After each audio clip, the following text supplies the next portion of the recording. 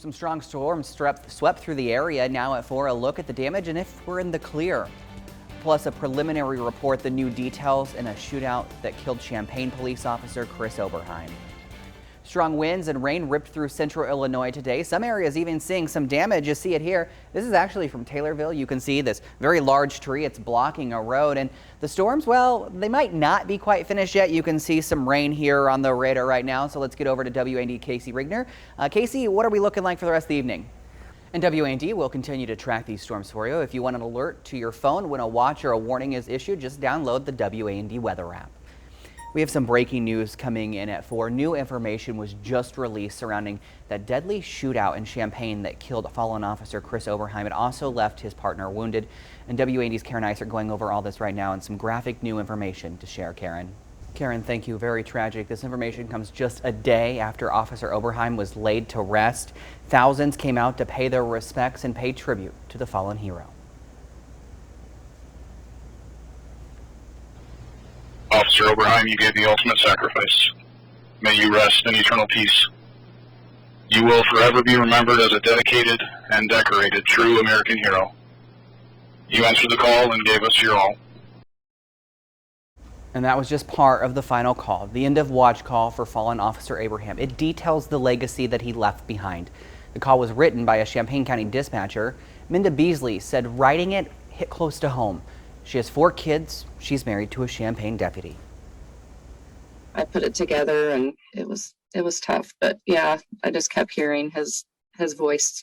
He has a distinctive voice, and all I kept hearing and all I'm hearing for days is his voice and how he says his badge and just how he talks on the radio. Mindy says she was raised in a law enforcement family and she is a second-generation dispatcher. She says she hopes every dispatcher continues to pay close attention to every call. That way they can help bring every officer back home.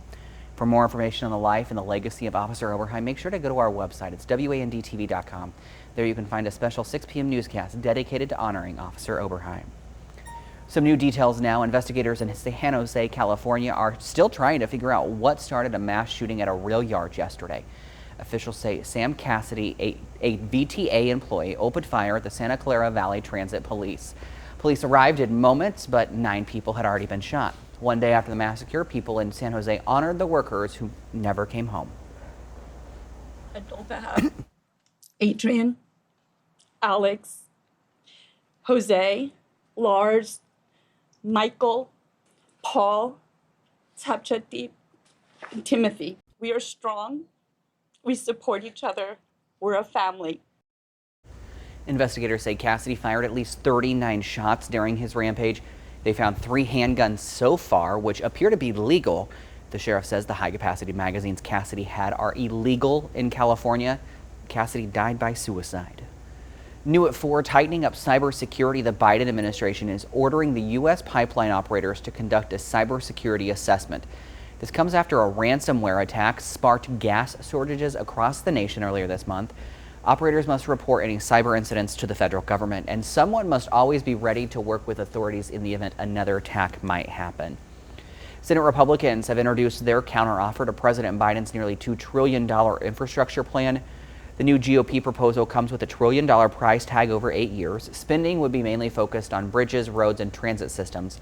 The plan falls short of Biden's wish list and wipes out spending to fight climate change. Republicans say they hope this moves negotiations forward. We have achieved that goal with this counteroffer.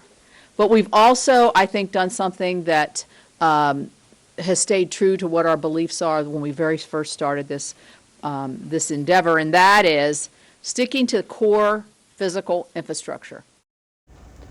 Now, Biden says he will meet with Republican senators next week, and he expects negotiations will come to an end soon.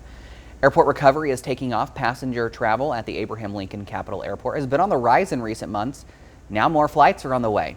Allegiant is extending flights to Fort Myers, Florida from August to October. United is adding another flight from Springfield to Chicago. That's going to be in July.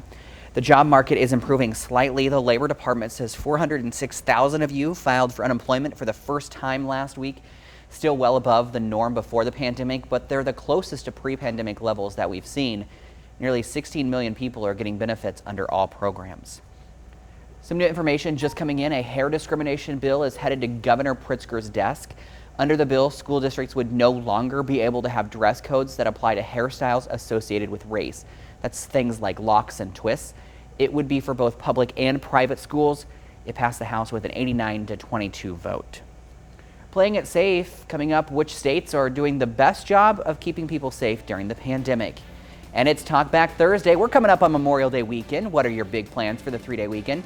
Put in your last-minute answers on our News Center 17 page, and then join Casey and I a little later on Facebook Live. We're going to chat with you.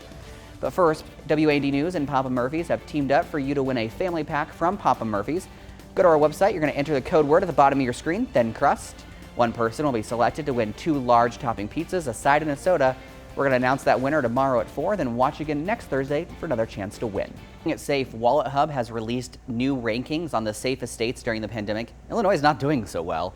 It's based on key metrics like cases, deaths, and vaccinations.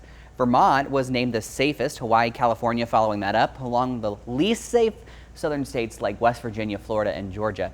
Illinois came in as the 40th safest state. A new poll shows more of you are returning to normal life and leaving those safety measures behind. Researchers from Axios Opus Coronavirus Index says for the first time, less than half of Americans say they socially distanced last week. Only 45% said they actually wear their masks all the time. Many still say they don't trust people outside of their circles to be honest about their vaccination status. Taking to the mound, MacArthur Baseball hosting Eisenhower very soon. This is a live look at how DPS is honoring Howard Buffett. That's when we return. Happening right now, Howard Buffett is set to throw out the first pitch at MacArthur High School. MacArthur Baseball will host Eisenhower at 4:30. Sports Director Mark Pearson joins us now from Johns Hills. Mark, maybe you should be the one throwing out the first pitch.